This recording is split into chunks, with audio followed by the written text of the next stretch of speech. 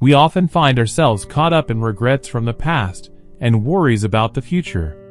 The weight of painful memories and past failures can feel overwhelming, leaving us unsure of how to move forward. This can lead us to waste a significant amount of our lives on these negative thoughts.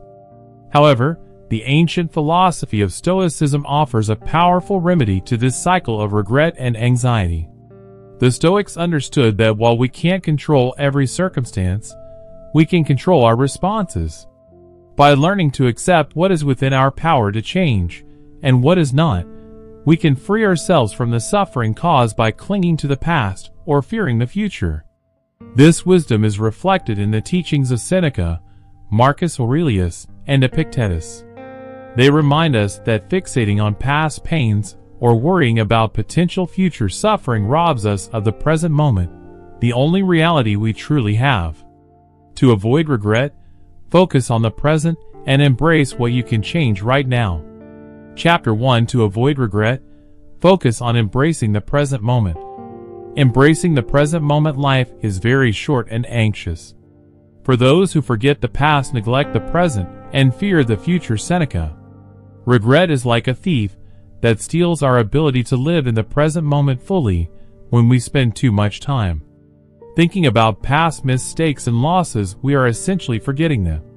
Past, not the actual events, but the chance to learn from them and move forward with that wisdom. We can't change the past, but by dwelling on it we keep ourselves from fully experiencing the richness of the present moment. Similarly, when we dwell on past decisions and feel regret, we tend to imagine that the future will be filled with more mistakes and chaos. We end up fearing the future not for what it truly is, but for what we think it will be based on our regrets. Instead of seeing the future as an opportunity to make things right, we carry over our anxiety from the past, which only prolongs our suffering without any real purpose, and in doing so we are left utterly neglecting the present, the very moment that contains the opportunity to make new choices, shift to healthier patterns, and release the shackles of past regrets. We miss the precious truth in front of us when we're psychologically bound to former events, that the eternal flow of life has already transcended. An old Buddhist parable illustrates this well. Two monks were making a long journey together. Eventually they came upon a deep river, and a young lady were worried about how she would get across it. The older monk silently picked her up and carried her to the other side, allowing them to proceed. Many hours later, the younger monk finally spoke up, admitting he was very disturbed that the older monk had touched the woman as it went against their Buddhist ethics. The older monk replied, "I put the woman down hours ago. Why are you still carrying her like the younger monk?" We often carry regretful burdens in our minds long after moving on from the event that caused them. This unnecessary clinging leads to the anxious and withered existence that Seneca describes. Our lives feel oppressively short, not because of how many years we live, but because we spend our time pursuing fruitless paths of obsessive hindsight and catastrophic foresight instead of fully living in the present moment. The present moment is the only point that is eternal. Paradoxically, the past is gone and the future is a grand becoming, yet all we truly ever have is now. Neglecting this truth in favor of mentally rehashing old disappointments and dreading future repeats of them is squandering the vitality and fresh possibility that this moment always offers. Consider this scenario.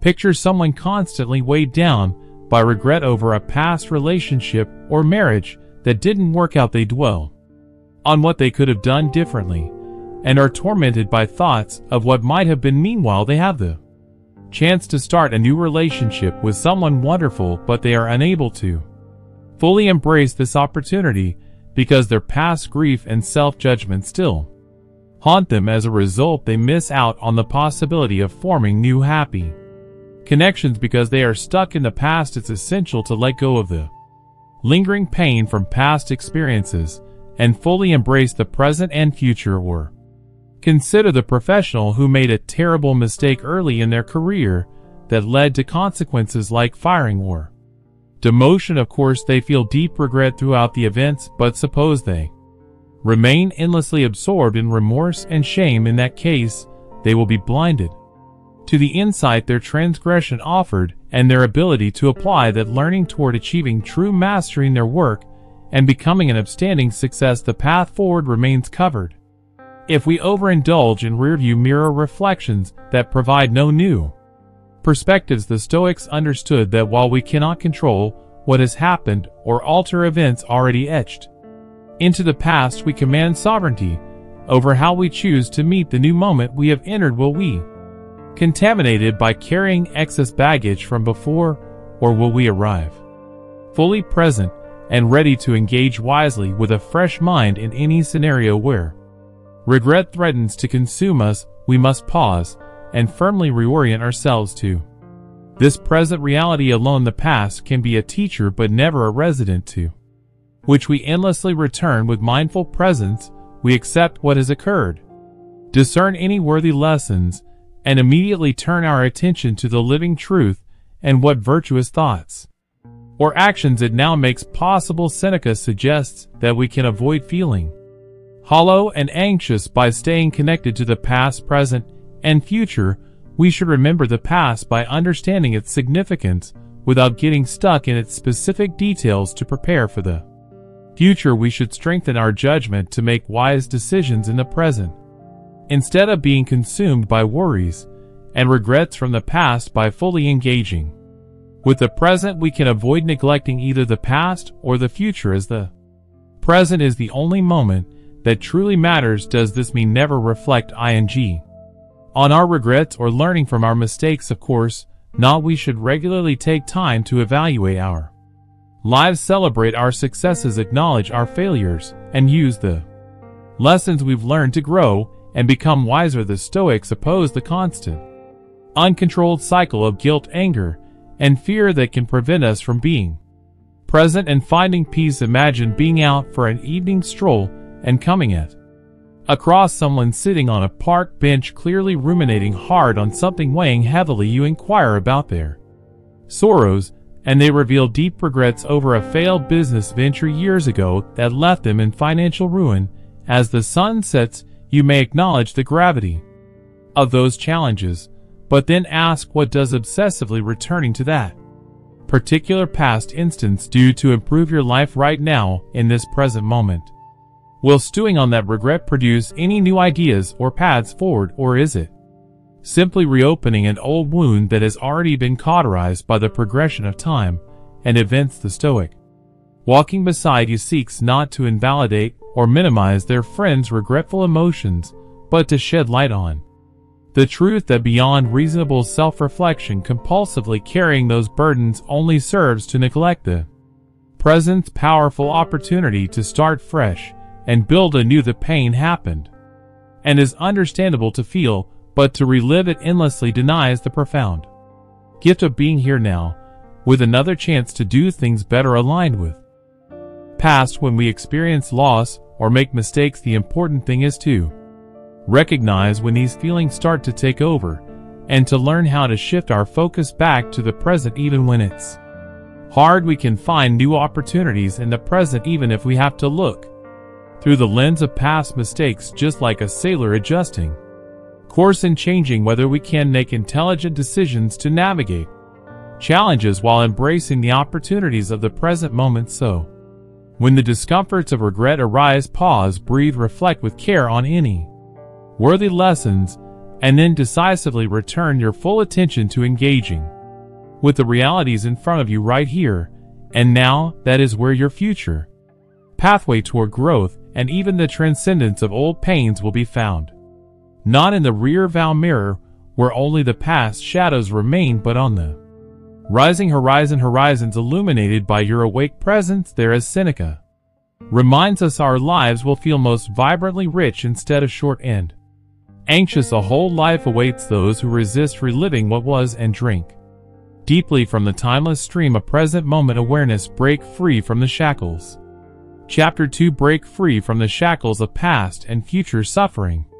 Of past and future suffering, two elements must therefore be rooted out once and for all: the fear of future suffering and the recollection of past suffering, since the latter no longer concerns me, and the former concerns me not yet. Senna regret is a formidable foe waging war on our inner peace from two fronts. The past we cannot change, and the future we cannot control. It ties us to past pain and fills us with fear about the future being shaped by the same struggles, but Seneca provides a way to break free from these chains by taking away the power we give to remembering and expecting suffering them.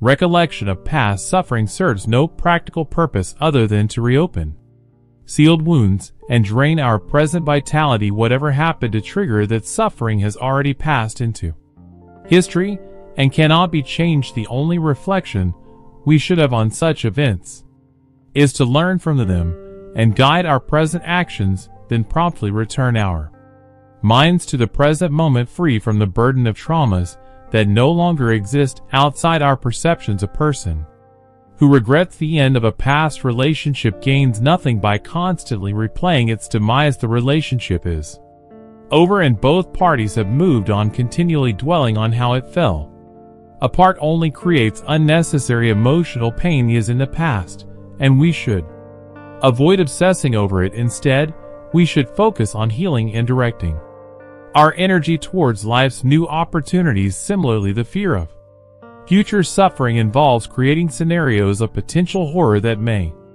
never become reality. When we hold on to past painful memories and project them onto the future, we end up dreading potential intimacy and expecting repeat heartbreaks. We may also start believing that all future pursuits are doomed to fail. In both cases, we build complex narratives of suffering in our minds that only become real when we start treating them as unavoidable. A person who is afraid of experiencing the pain of failure they have felt in the past avoids fully participating in life from the beginning, thus ensuring the suffering they feared through non-participation and playing it too safe. Their elaborate fantasies of disasters become self-fulfilling prophecies, not because of any inherent future realities, but because of their embrace of speculative anguish.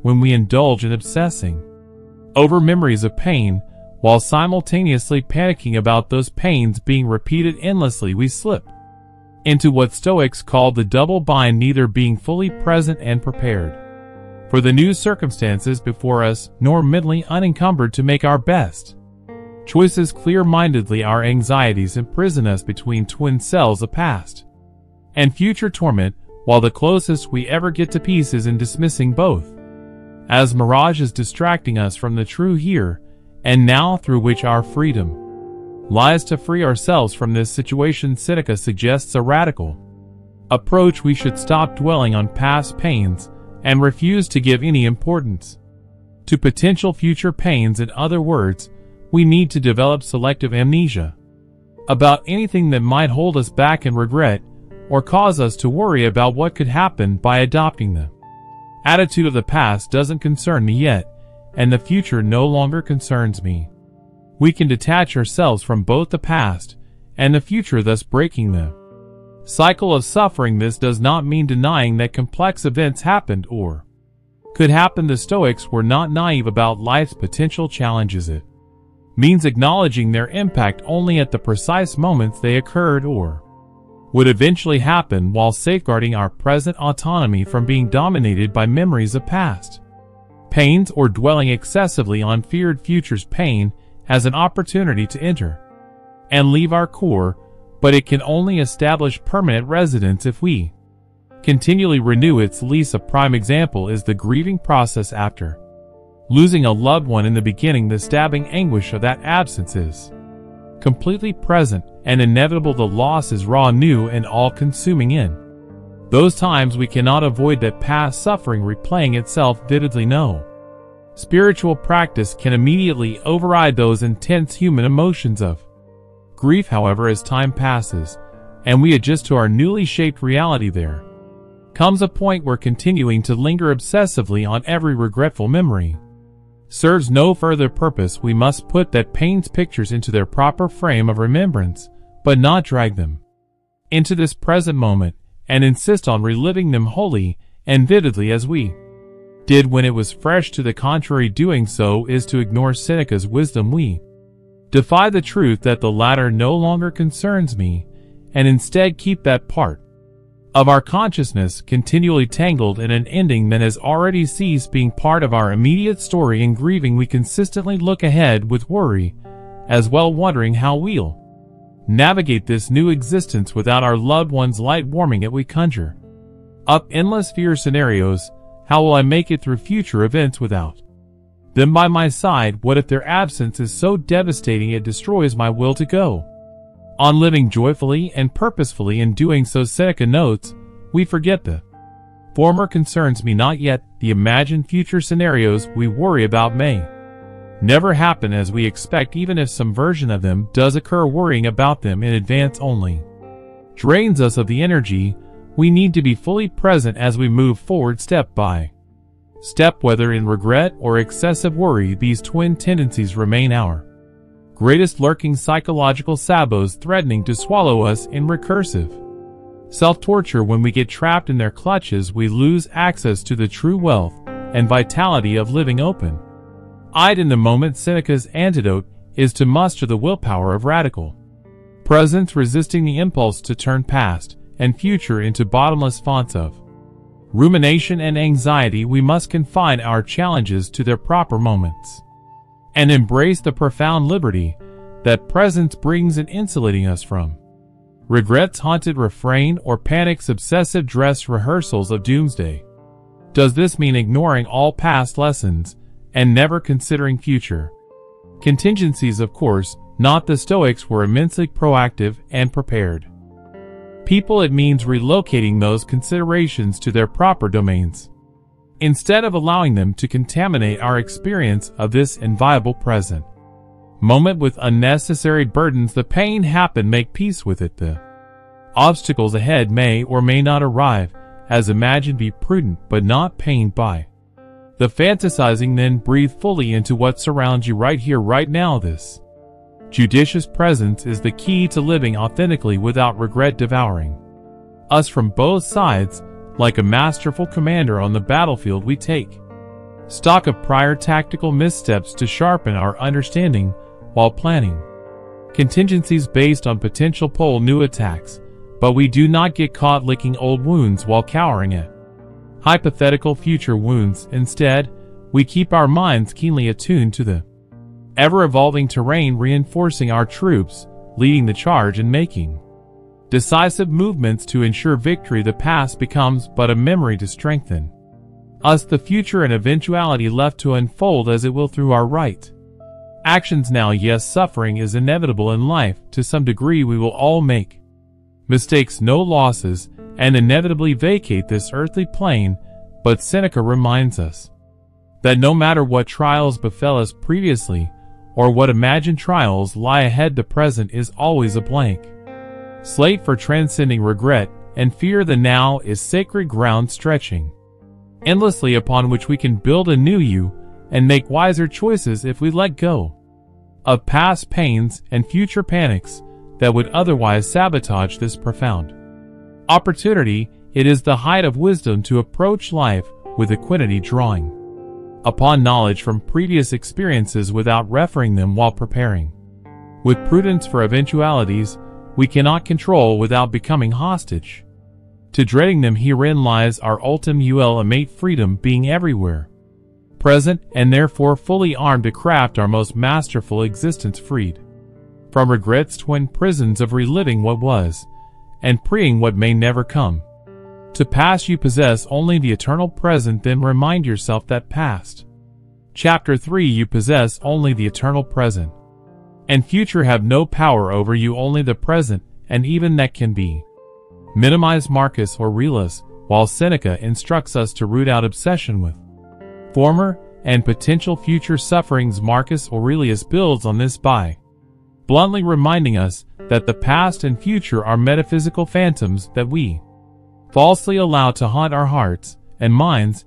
They have no tangible reality or power over you. We empower them by fixating on times that quite literally do not exist. The past is an abstraction, a dream that has dissipated. No matter how vividly we attempt to resurrect it through memories, regrets, or emotional reliving, and the future is an even more tenuous fantasy, a becoming that is forever unmade until the very instant it emerges as the present moment. To borrow anguish or anxiety from these ghostly non-realities is akin to suffering over figments of our imagination. Elias emphasizes even more strongly that we should not be disturbed by things that do not actually exist. The past is over, and the future has not yet occurred. Furthermore, we can minimize the impact of our present experiences. This powerful suggestion captures the core teaching of the Stoics. Although we cannot control every circumstance in our lives, we do have control over how much significance we allow each occurrence to have. We all know people who seem intensely thrown by even the most minor matters. A stubbed toe launches them into dramatic tantrums, or a brief rain shower ruins their entire day's contentment. Meanwhile, we've witnessed others who endure even severe challenges like grave illnesses or the loss of loved ones with supreme grace and poise. The situations were not necessarily different, but people's responses and adopted viewpoints dictated their radically divergent impacts. One person allowed the present to loom as largely as past regrets or future catastrophic thinking. The other minimized its control over their emotional equilibrium. Once again, this is not about denying genuine pain or being indifferent when major life changes require us to be moved in human ways.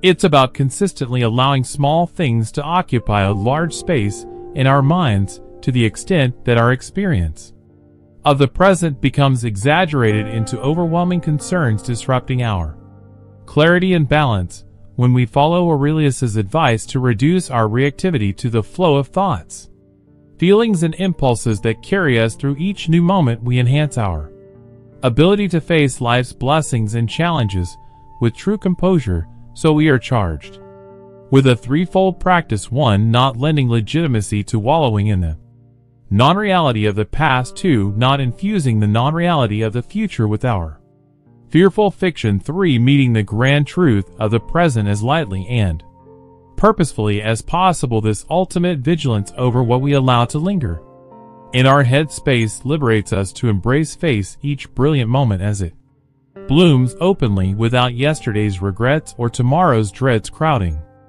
out our felt experience of its revelations. With steady practice, we learn to rest more lively on the ocean of this moment, without mentally reconstructing former shores we've departed or trying to control waves yet to arrive. We let the past and future be, while rooting ourselves fully in the only territory that is ours to experience, with minimal baggage or fantasies distracting us from that centered place of presence. We remain more straightforward channels for responding to the summons and gifts each new now provides, finding gratitude, not grievances. He is a wise man who does not. Chapter 4. Finding gratitude, not grievances. Grieve for the things which he is not, but rejoices for those which he is. Epic tattoos, a powerful complement to Seneca and Elias' teachings on transcending past future obsessions, is Epictetus's guidance on curtailing our grievances over what we lack while actively cultivating gratitude for what we've been graced with in this life. At its core, the bent for regret and thought originates from becoming fixated on lack, omissions, failures, or disappointments at the expense of appreciating the abundant blessings surrounding us each day. When we catch ourselves dwelling on regrets about things we missed out on or haven't achieved yet, it puts us in a mindset of scarcity and emotional lack. It's natural to feel some sadness and longing for unmet needs or desires, but allowing them to turn into total grievances traps us in a cycle of feeling constantly deprived, crippled, or victimized by reality for not giving us what we feel innate led to have. Epictetus describes the sage as avoiding unnecessary distress by changing how he views his desires and expectations. Instead of automatically feeling sad about things he hasn't obtained or experienced, he focuses on being thankful for what he already has. This slight shift in perspective completely changes the leading tone of our lives from lack and anxiety to gratitude and satisfaction. A clear example is when a friend expresses deep regret about not having children and feels it may soon be too late, it's important to acknowledge the pain of this unfulfilled desire with compassion. However, the friend might then start to dwell on all the things they feel they're missing out on, like not experiencing their child's important moments, being unable to share family knowledge, and giving up on the dream of having a big extended family. While caught up in these feelings of loss, they might overlook the meaningful, joyous connections and opportunities for personal growth that their current life already offers. The sage on the same path meets their friend's admission with empathy and an insightful redirection. I understand your pain over wanting children and not having them. That is a noble and understandable human desire. However, I humbly invite you to consider the remarkable treasures you possess that others may be grieving over. You have autonomous freedom over your time and energies, the chance to nurture other creative pursuits, to deepen bonds with friends who are families of your choosing, and to serve as an auntie or nurturing mentor to younger people seeking wisdom. Guides focusing too insularly on the absence of one profound but unrealized dream could cause you to be blinded to the countless other dreams blooming all around you at this very moment. The sage does not diminish the legitimacy of grief itself. They acknowledge that sadness over loss is a natural human experience that they too have endured and will again, but they refuse to allow that sadness to take over and disqualify all the other aspects of the present situation that are still fulfilling. They focus on seeking and amplifying what is working so they can be grateful for the present rather than endlessly ruminating on what has escaped them. Maintaining this perspective means keeping one's vitality and sense of involvement in life's fullness despite the ups and downs everyone experiences. Let's learn to raise awareness to see the bigger picture of what we've been given. In that case, we can avoid the cycle of always wanting more, regretting wastefully, and believing that real life is only happening somewhere out of reach. Fortunately, the present moment never needs to be a place of lack. It always contains everything required to grow if we change our perspective to appreciate it properly. The sage always remembers their enoughness instead of focusing on deficiency, because they emphasize the good within the whole rather than the inevitable shortcomings. Suppose sadness over unrealized dreams or mistakes arises. In that case, as it must, they observe it with spacious awareness before redirecting their focus to the abundance already present in their existence that they can celebrate from this stance. Regret cannot calcify within us because we do not let it colonize every last corner of our hearts. It arises, as all emotions do, and runs its natural course. And then our chosen allegiance remains, actively celebrating each positive aspect of our current experience by holding gratitude as our anchor. The pains and disappointments of yesterday release their grip more freely, making way for our wholehearted savoring of the richness available right now. We move through life not fixated on its deficits, but relishing the bounties of connections, lessons, opportunities, and simple joys that surround us at every turn when we have eyes to perceive them. This fortifying cycle of appreciation preserves our motivation, resilience, and sense of life's abundance, making regrets appear as passing clouds appreciated for their textures before dissipating into the open sky of the eternal present. Chapter 5: The Eternal Gift of the Present. The eternal gift of the present. Give yourself a gift, the present moment. Marcus Aurelius. Lastly, in the midst of our inclination to dwell on past regrets and worry about the future, Marcus Aurelius reminds us that the present moment is a profound and renewable gift that we can fully embrace at any time, no matter how stuck we feel in past regrets or future anxieties. The present moment is always a fresh start. This allows us to refocus our awareness on the reality of the present rather than on imagined scenarios.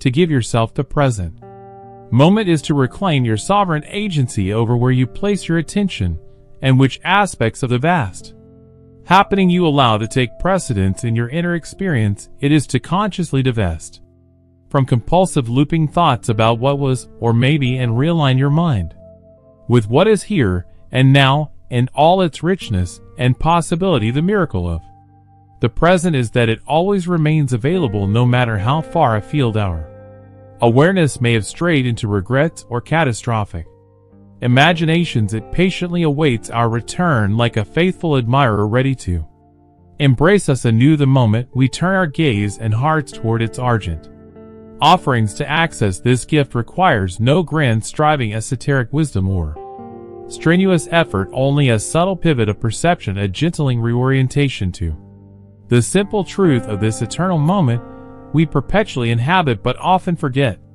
actually to live within when we find ourselves trapped in the strongholds of past pain and future fears, constantly reliving old bat or preparing for future hypothetical wars. We start to resemble the typical image of a soldier who has been so battered and traumatized that the skills for ordinary peaceful living escape him. Even though the actual conflict is long gone, he remains on guard against enemies that no longer exist, fearing that any return to civilian life will only bring back the previous dangers. Peace itself comes the frightening unknown that his combat-locked mind cannot handle. Regret and anxiety act as similar psychological trip mines scattered across the fields of our awareness. They continually rear us from the natural ground of presence whenever we brush up too closely, threatening to undermine our safe return to this moment with their insistent fear, coding and self-persecuting inner voices. Having been subjected to any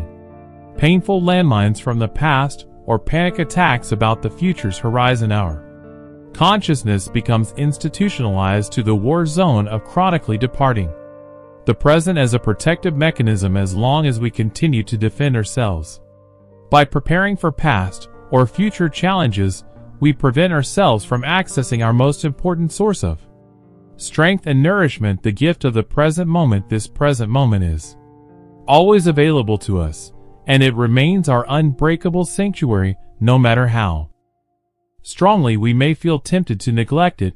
When the grips of regret or anxiety constrict our hearts and minds, we must have the courage and wisdom to consistently repatriate ourselves to this present peace by simply reperceiving this moment with untarnished eyes, not by arduous processing of every old grief or mounting worry, but by the sheer dropping of those burdens through the surprising ease of no longer lending them any power over our attention. The present is always here, waiting to embrace us whenever we end our self-inflicted exiles from it. Much like the wizened elder in villager stories, who hermits away in a cave only to re-emerge, bestowing sage wisdom earned through years in stillness. The present moment contains the keys to unlocking our most fearless and unobstructed selves. When we allow its marvels to infuse us anew, it fruitlessly remains this endless reserve of vibrancy, clarity, and joy, no matter how stubbornly we may have shut it out through the habituated panics and self-accusations which maintain our disconnection from its revitalizing stream. To give yourself this gift requires not transcendental practices reserved only for adepts and sages. It simply asks that you stop creating imaginary selves and realms through relentless thought, return to your senses, and embrace the present moment. Stop surrendering the present for memories or fantasies that cannot nourish being fully present in the present moment. All your wounds finally receive their sacred healing not through the effort to reform in them, but by ceasing to cover yourself in their imaginary stories. When you truly embrace the present moment as the most valuable gift, you allow it to break through all barriers and complications to revive your true essence, the part of your spirit unaffected by past baggage or worries about the future. It doesn't have to be seen as an incredibly difficult achievement, just a repeated adjustment to the simple truth that the present moment always supports you and only your mistaken beliefs could make you think otherwise. Approach with this profound ease and receptivity, the present ceaselessly regenerates us, not through manipulated positivity monologues or zealous avoidance of our humanity's darker frequencies. It does so naturally when we develop the wisdom to meet it without immediately departing its open clearing of grace for the confining dungeons of past future fixations, all the density we've allowed to encrust around our hearts and minds, melts back into the pure flow of this moment whenever we stop treating it as.